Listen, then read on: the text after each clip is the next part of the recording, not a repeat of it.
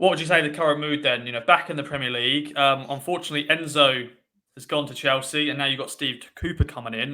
Thoughts on that appointment and the mood going into this season in the Prem? Yeah, I mean, for most teams, when you get promoted to the Premier League, obviously this euphoria, isn't there, and huge amounts of excitement, like Ipswich must be feeling. And so, as I said, any club that gets promoted to the Premier League, just that excitement. But I think that for us right now, it's completely different. I mean, of course, you have got that excitement of we're back where we want to be and where the club needs to be. And when I say needs to be, I'm talking more from a financial perspective. That we've obviously gone through some real struggles in the last couple of years, completely self-inflicted.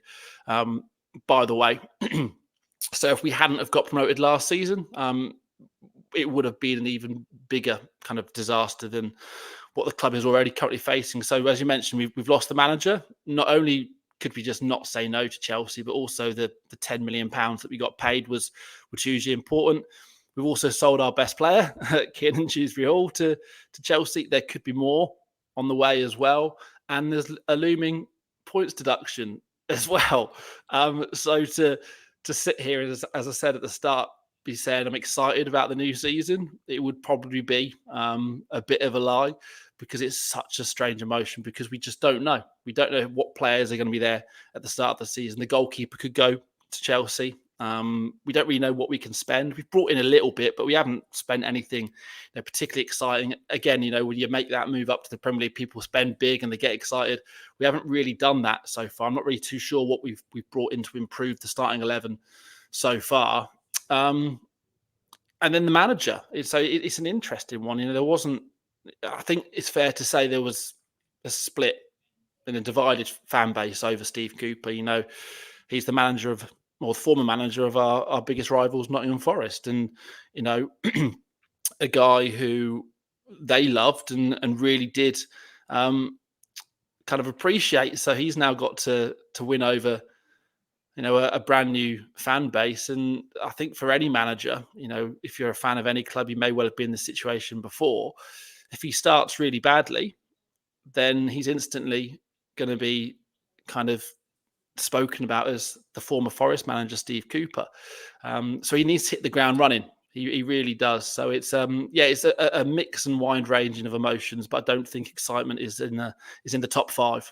How do you reckon we'll do, and can we survive the drop? Yeah, well, look, the reality is it's always difficult to predict, isn't it? But I'm not just saying this because it's you guys. I think that the momentum that Ipswich have got will count for so much, particularly in the first half of the season. And I think you've seen it in years gone by. And I think an example that always springs to mind was Huddersfield when they got promoted from the Championship under David Wagner. That no one expected him to do that, but they just had this incredible momentum at the time, particularly in their home games, and that carried it through into the first part of the Premier League, and they picked up 3 or 4 wins.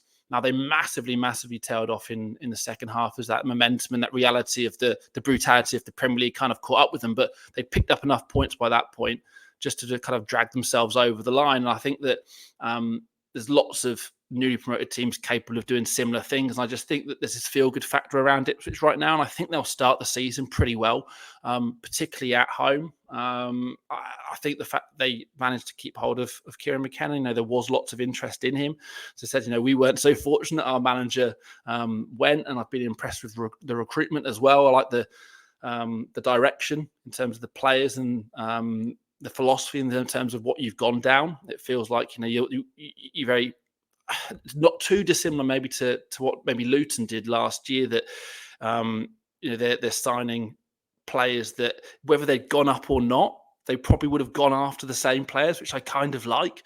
They obviously think they're good enough to play on that next stage, but kind of worst case scenario, if we do find ourselves back in the Championship next year, we're just going to have a really, really good Championship team. So yeah, I think that the Ipswich will start the season really, really well. It just depends on if they're able to pick up enough points and how long they can keep that momentum going. Because as I said, there does become that point when you've got a run of fixtures where you're playing all those big boys and you do take a few beatings, how you kind of recover from that.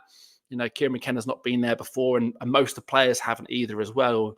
And, sometimes that naivety you know, and the fact that you haven't got those scars of before can actually work in your favour, but also it can work against you. You know, you kind of sometimes need that experience, you know, to kind of look towards. And I'm not quite sure Ipswich have got much of that. So that's why I'm saying it's a bit of an unknown quantity, but I think they'll probably just about be okay.